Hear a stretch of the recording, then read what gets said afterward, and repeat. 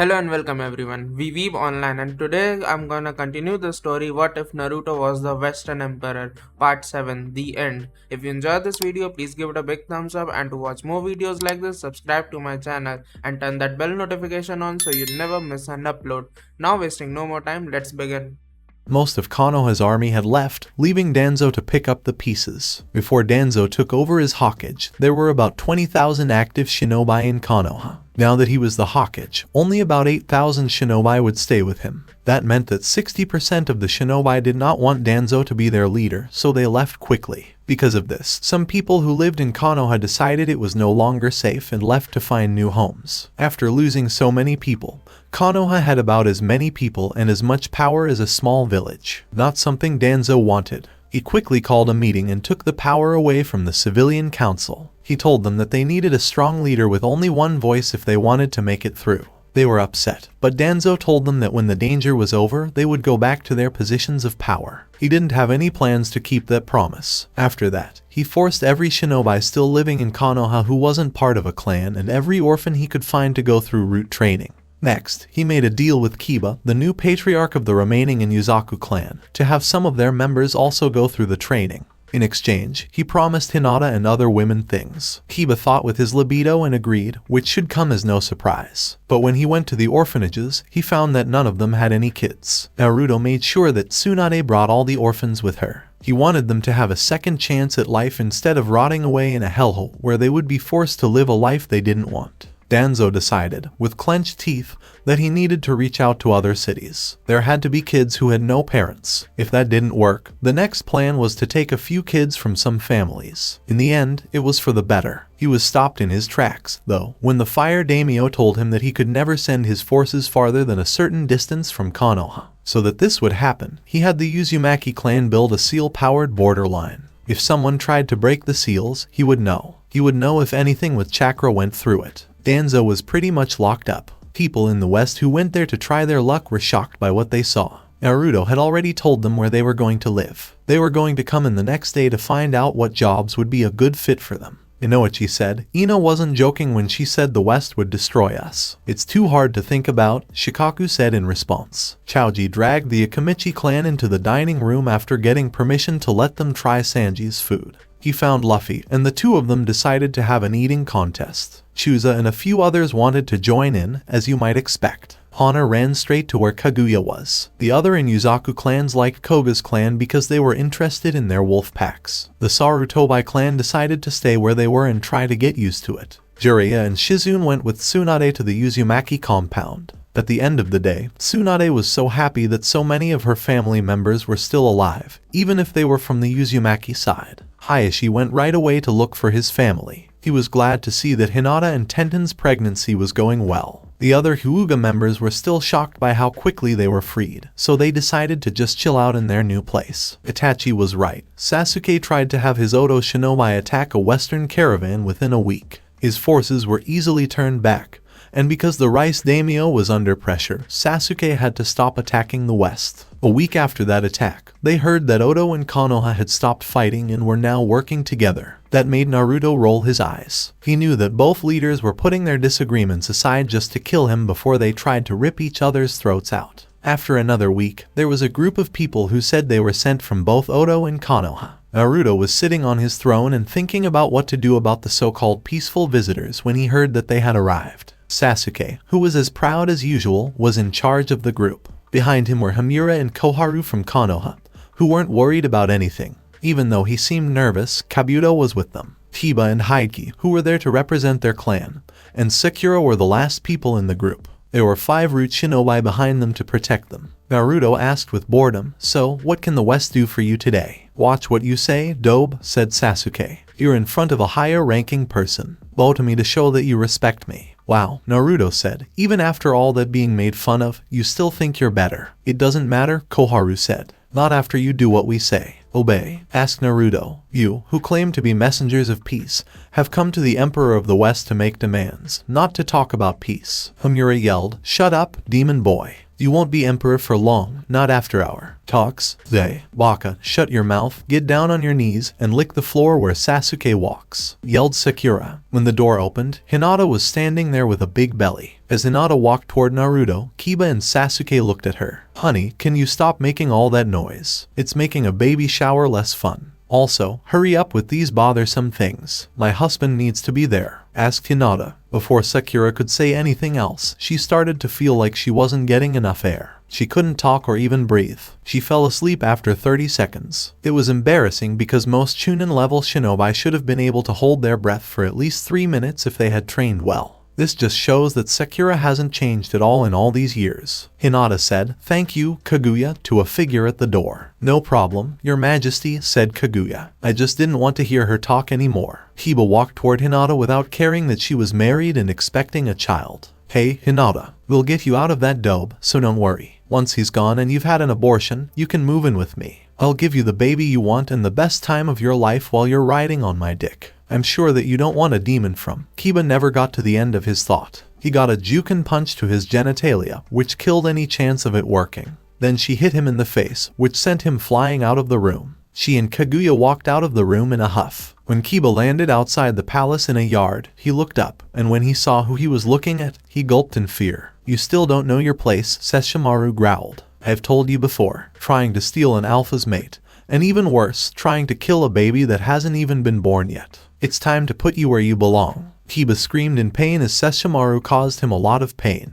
Himura chose to ignore that for now and move on with his demands. "First of all, you will give Konoha and Oto your ridiculous title that you don't deserve. The future of your lands will be decided by Danzo-sama and Uchiha-sama. They will get everything you have earned. They will share all medical, technological, and other advances so that Konoha can become great again. Your military will be retrained to show the rest of the world what real force is. We will be a part of any military alliances." Koharu kept going with her demands, saying, "You will be tried for treason against the Leaf, just like you were supposed to be 7 years ago, before you are put to death for treason. As punishment, Kiba and Sasuke will share your wife and treat her like a slave. So that demon blood doesn't spread, that child of yours will be killed. Also, every Konoha clan, including the Uzumaki clan, will promise to be loyal to Konoha and Oto. To stop riots, all of the current leaders will be killed." After this, Hideki decided to make his own demands. Also, the caged bird seal will be given to all the Hyuga who left, and the Uzumaki will make it better. To stop treason against us, we will also kill any Hyuga children who live in the West. Greatness will come from the main blood. Finally, Himura said, "All demons in the West must bow down to our wishes. They are not as important as other people, so they should be treated that way. If you don't listen, the land of waves and spring will have to pay for your unreasonable and unfair refusal. They'll swear at you. You can't want that, can you?" He smiled because he thought they now had Naruto. Naruto slowly got off his throne and made his way to the window, where he looked out. After 10 minutes of standing still, "Finally figured out your fate, Dobe?" Sasuke asked. "Don't worry, I'll take care of your whore and everything that belongs to me." Still, Naruto didn't say a word. "Answer me. I assume from your silence that you agree," Koharu said. "Excellent, then let's." "No," said Naruto. "No, surely you know that acting like a child will hurt you." Koharu asked. "No means no. I won't give in to your stupid request that has no power behind it," Naruto said, his eyes starting to glow. "You come here to satisfy both your twisted sense of justice and your greed. I'll tell you right now that I know you don't even have permission from your daimyo to do this. Go home and never come back. If you do even the slightest thing wrong, you will be destroyed." Koharu and Himura huffed because they knew they had been caught out. Sasuke, however, didn't like being threatened. "Die, Dobe," Sasuke yelled as he turned on his Manjikayo Sharingan right away. He used Susanoo and tried to get it to shoot arrows at Amaterasu so that he would be killed. He thought that if he killed Naruto, the West would be his. It doesn't matter that they wouldn't take him. He thought they would give him money and women and praise him. All of them were easy for Naruto to avoid, and then he just vanished in a flash. Before Sasuke realized what was going on, he felt something move behind him. When he looked down, a wind blade was sticking out of his chest. When he looked back, he saw that Naruto had stabbed him from behind, and Koharu and Himura were shocked. Sasuke didn't remember that Naruto had tagged him before, and the mark of a Hiriashin never goes away. "You can't kill me," Sasuke stuttered. "I'm better than you." Naruto didn't say anything as he pulled out another kunai and put it through Sasuke's head, killing him. 3 weeks. Itachi had a point. When they turned around, Shanks, Yusuke, Luffy, Ozpin, Jiraiya, and Tsunade were there. It took Sasuke 3 weeks to piss off the West, Jiraiya said. Jiraiya, Tsunade, you must help us. The demon ran away and killed a person who didn't deserve it. Worse still, he killed Konoha's last loyal Uchiha. They were part of making Konoha. He has to die. Homura yelled. You need to get your head checked, said Tsunade. Sasuke Uchiha stopped being loyal when he left. Also, he attacked Naruto out of his own anger. Last, you forget that the Uzumaki clan helped build Konoha more than the Uchiha. But, said Koharu, stop. You have already hurt the Uzumaki clan in terrible ways. Shut up if you care about your life, said Shanks. Yusuke said, man, you guys are supposed to be helping run the village, but you're dumber than Luffy. And that's saying something. Homura and Koharu did nothing but puff. Luffy suddenly reached out to grab Kabuto and a root shinobi who were trying to sneak away toward the door where Hinata had gone. Shishishi, where are you going? Said Luffy, grinning. Kabuto could only sweat out of fear. Naruto was tired of it. Leave my land alone. Go back to your dumb Danzo and die there. Odo has tried to fight us, so they will be the first to go. Several Brotherhood members showed up out of nowhere and handcuffed them all before they could even try to explain. They were taken out of the West quickly. Several airships came into Odo without giving any warning. Naruto forced the Rice Daimyo to see his point, so he had no choice but to let this happen. When Danzo got back to Konoha, he killed the shinobi who were with the emissaries right away. There was no way to fail. Odo was wiped out completely. No survivors. Any woman who might have given birth to Sasuke's child was killed. None of them had it, which was a good thing. What hadn't been said was that when Itachi insulted Iam, Sasuke decided to punish him. Without him noticing, he had a small needle filled with a special liquid that would make the person injected sterile until the cure was taken. Back in the West, Kabuto was put to death. Danzo was growling in anger. His plans were all going wrong. All because he wasn't given to that cursed brat when he was born. If Sarutobi hadn't been so nice, Naruto would have been his best way to get rid of him and make Konoha the strongest place. Quickly, a meeting was set up to talk about what would happen to Konoha. Koharu and Homura were going on and on about how unfair the West was. Danzo thought about what to do next. Kiba was at the hospital because Sesshomaru hurt him and he missed his dick. Sesshomaru wanted to stop him from acting out again, so he decided to castrate him. Kiba was humiliated because even his own clan could see that he was an Omega. Even his faithful friend Akamaru looked at him with disgust. If he wanted to keep any of his dignity, his only hope was to change his gender. Even the message to Suna and Spring had gone horribly wrong. Gaara didn't give in to their demands. Instead, he sent them away with Sandwave and told them the next Konoha ninja would die. When 5 messengers tried to kill Koyuki, Kakashi killed all of them. They didn't even come close. Danzo disobeyed the Fire Daimyo, which made the clan leader who used to be with Konoha very angry. A messenger from the Fire Daimyo came all of a sudden. Danzo-sama, the Fire Daimyo has sent you an important message. He wants me to read it in Konoha in front of everyone. Danzo grinned. Maybe his trip to him will work. When Danzo went to see the Fire Daimyo for a meeting to try to get him to give Konoha more money, he used Kadomatsukami on him. To the Konoha people, I've heard that there's something going on deep inside Konoha, something that no one has ever seen before. It goes so far down that no other village has one like it. It's something that only Konoha has. Everyone was grinning. Maybe the Fire Daimyo would help them, and Naruto would have to bow down. After taking a deep breath, the messenger went on with his message. It's wrongdoing. It is a lie. It is so deeply rooted in Konoha that no amount of treatment can get rid of it. The final straw was when the current Hokage tried to change my mind because he thought he was better than everyone else. So instead of wasting money trying to treat it, I will go with the other option. I, the Fire Daimyo, am taking away all of Konoha's money. I already had ideas for a new village in a different place. The new village will be ready faster than expected because some of the forces are good at what they do and are honest. The location won't be given away just yet. The Uzumaki has also told me some interesting things. The spiral in Konoha's mark was put there to honor them, a fact you haven't thought about. The Uzumaki have the right to take back their sign, which was written into the rules when Konoha was made. Since they are still alive and you all thought they were dead, they have decided that you can no longer use it. In short, Konoha does not exist any longer. The messenger then turned into smoke, which showed that it was a shadow clone. But the message was still on the scroll, and everyone could see that it was real because it had the mark of the Fire Daimyo. Danzo just stood there, stunned. All of his hopes that Konoha would be the best village have died. Homura and Koharu were shocked and just stood there. All of the hard work they had done for the village went to waste. Even more people were shocked. Their glorious past, their mark, and their sense of who they were had just been taken away. Danzo quickly got better, and then he decided he had nothing to lose and everything to gain by trying something new. My people, my friends, we've been lied to. The Fire Daimyo doesn't care about real justice anymore because he has given in to his weakness. We are strong, though. We will be around.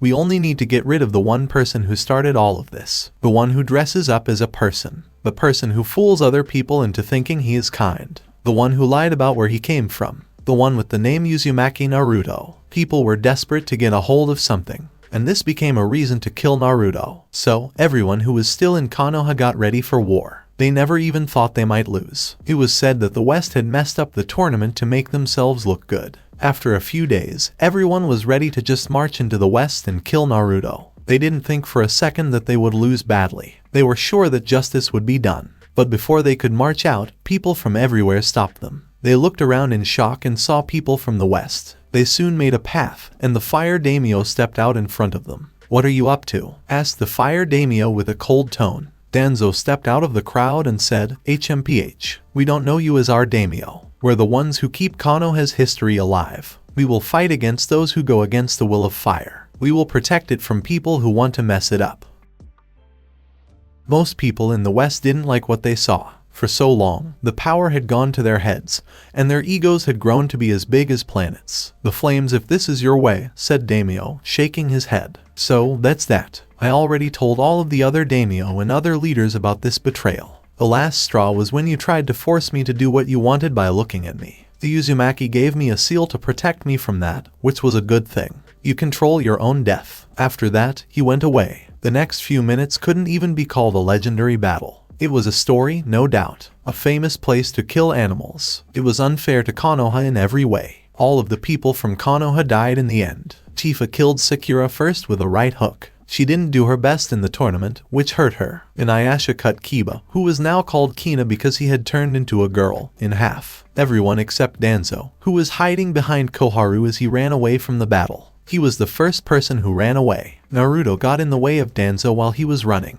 HMPH, if it's not the devil child. Danzo spat out those words like they were poison. "It's over," Naruto said, his eyes getting wider. "Never," said Danzo. "I will be the one to make my village great. If it's not Konoha, I'll just make another. One that will be better than anything you can think of." When Danzo took off his bandages, he showed all of the Sharingans and the stolen Mokuton bloodline. "I have both the Uchiha and Senju powers. You can't beat me because you're just a brat with the Kyuubi." Danzo yelled. Both bloodlines could beat it. His eyes showed that he was going crazy. "I was chosen to be the leader of the continent. And to start, I'll kill you." "No," Naruto said firmly. "You're just a thief sitting on a throne that you stole." Danzo attacked, but no matter what he did, he always ended up looking at the end of a kunai right before it killed him. He didn't die because of Izanagi, but he was running out of eyes. Naruto was using the Hurricane to teleport everywhere and was stabbing Danzo before he could react. Even the Sharingan, which could see fast-moving things, couldn't help him. "No, I will not die," Danzo yelled as his last eye went out for Izanagi. Before he could do anything, he found himself suddenly surrounded by black fire. He looked up as he screamed in pain and saw that Itachi had come and was already using Susanoo. Naruto asked, "You want this one?" Itachi gave a nod, and Naruto took a big step back. "It wasn't enough that you took Shusui's eyes, you also had to take the eyes of everyone else in my family. You will die," Itachi yelled as he stabbed him with the sword on his Susanoo. Danzo coughed up blood and tried to use Izanagi, but he wasn't able to. When he looked down, his body was melting into the knife. "What is it?" Danzo yelled as he felt his soul being pulled into a jar Itachi's Susanoo was holding. Itachi replied, "Tasuka no Tsurubi. This sword will trap you in a world of drunken dreams. Since you are a power-crazed madman, it makes sense that you will be stuck in this world for all time." Danzo fought, but he soon got lost. Now, both his body and soul were stuck inside the gourd. Itachi flicked his hand and pulled Shusui's Sharingan out of Danzo just as he was about to go in. Itachi whispered to Danzo as he faded into the jar, "You don't even deserve this to be close to you." Naruto looked off into the distance and said, "It's over. There's just one more thing." As everyone from the West and its allies left what was left of Konoha, taking any valuables with them, Naruto stood on top of the Hokage monument and looked down. Anyone who made it back to Konoha was helped. This was where he was born, in this village, where his parents were supposed to take care of him. They died while trying to keep him and the village safe, and the village gave them hate, stupidity, and violence in return. This village used to be clean, but now it was full of bad things. He would put an end to it and leave it all in the past. Naruto reached for his chakra and said, "Kurama, it's your turn now." HMPH. Looks like I'll get to have fun, roared Kurama. Naruto leaped and turned into the Kyuubi with a powerful roar. The monument was broken up by his tails when they hit it. The buildings were torn down by his claws. As Naruto and Kurama tore through the village, the few people who were still alive panicked and tried to run away, but they were killed. At this point, there was no Hokage to save the village. "You," Asano yelled, "get away from me." Kurama bit her body in half, killing her. People begged for mercy. Naruto did the same things they did to him, and he didn't care about them as he killed them all. Naruto jumped into the air in his fox form as most of the village was in ruins. He made a Biju cannon and fired it at the middle of the village. Konoha was destroyed by a huge explosion. After the dust settled, there was nothing left. As Kurama broke the chakra connection, Naruto changed back into his human form. "Let's all go home," Naruto called out. The West nodded, and its allies did the same. Then everyone went home. After 3 years, a new hidden village was built in the Land of Fire. Naruto took his wife and 3 kids to the opening ceremony with him. The first child was a boy, and they named him Minato, which was his father's name. The second time, Hinata had twins who were different from each other. Boruto and Himawari were the names of the two. They chose Itachi and Koyuki to be their godparents because they could trust them the most. Naruto was the one who told the village about the new cage. When everyone stopped talking, Naruto coughed. "Everyone, I'm glad you could be here for this important event. I won't put this off any longer, so please welcome the Shodaime Hokage of the new village hidden in the sun, Sarutobi Maru," announced Naruto. Maru walked out into the crowd, letting the new people cheer as they saw his face. Standing next to him was his wife, Hyuga Sarutobi Hanabi. Nogi and Udon, 2 old friends of his, were the ones who had left for the west when they had the chance. They were advisors, but they didn't have much power. They knew that the old advisors of Konoha had taken advantage of their position, so they were willing to have less power to stop such terrible things from happening again. When they heard that Maru would become the Hokage like his grandfather, they all moved to the new village. Asuma was proud of him as he stood in the crowd with his wife and child. Suna allowed them to leave as well as the West under the condition that they would not reveal any secrets. People from different villages, including the now 4 main hidden villages, stood in the crowd. Even all of the cages came to show their support. Gaara went with his wife Matsuri, who was 6 months pregnant at the time. Kiritsuchi went with her Western-born husband. When it decided it was time to retire, Darui became the new Raikage. He moved to the west to be a consultant and to see Yujido and Goku. Chijiro was the new Mizukage because Mei quit her job so she could live with Sanji, her new husband. Sanji was happier than he had ever been, but Mei warned that she would show him what she could do while giving head if he was too flirty with other women. Ao was very sad about this, but she kept giving Chijiro advice. The Inuzaku clan, which lived in Spring, also decided to move to the new village and stay there. They swore to never make the same mistakes they had made before. Tsume decided to step down as clan leader and let a new wind come.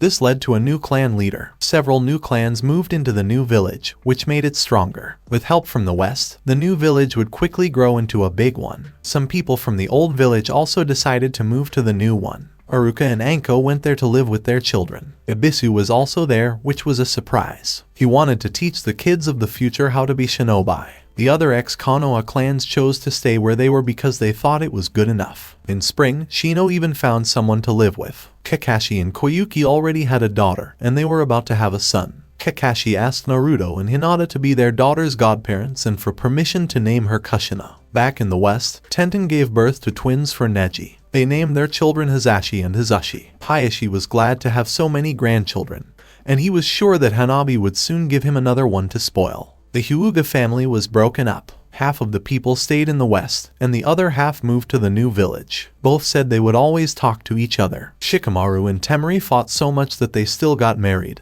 even though he said it would be hard. Even though he liked makeup, Kenkuro still had trouble finding a date, and he ended up attracting a lot of akamas. After the 10th time, he gave up on makeup for good. In the end, Choji married Ino. It was funny when they got drunk one night and Choji told Ino he liked her. One thing led to another, and the two of them ended up naked and with rings on their left hands in a room that smelled like sex. Inoichi ended up chasing Choji around the Imperial West several times before he finally gave up. Hana and Kaguya were able to get what they wanted from Sesshomaru by making him fall in love with them. After 7 hours, Sesshomaru walked out, but he didn't look too tired. He needed to get Rin from school. Inside the room, there were two happy women with a look of Ahigoa on their faces. The other members of the Inuzaku clan who lived in the west joined Koga's clan. After seeing him in action, Guy and Lee moved to Ryazanpaku and begged the elder to take them in as disciples. They said that his flames of youth were better than theirs and that they weren't good enough. Hayato Furinji laughed and said they were still in the spring of their youth. He then let them in. As he hugged his wife Miu and their daughter, Kanishi could only sigh. Hermit stood off to the side and laughed before walking away to meet his wife Renka. Tsunade finally married Jiraiya, and they had a child, which was a big surprise. The child showed that he came from the Mokudan Senju bloodline. The child's skill was helped by Yoko Kirama. He was dating Shizune because they found they had a lot in common when it came to medicine, especially poison. Itachi and Ayame had a daughter whom they named Shinka Sarada. When asked why he chose this name, Itachi just gave a shrug and said that it seemed like a good name. Chuchai wanted more grandchildren to play with, so they were going to try for another one soon. Both Kasama and Kenpachi liked to fight, so they kept sparring with each other. As soon as the ceremony was over, Naruto flew his family back home in his own airship. Go west again, back to the place where they really lived.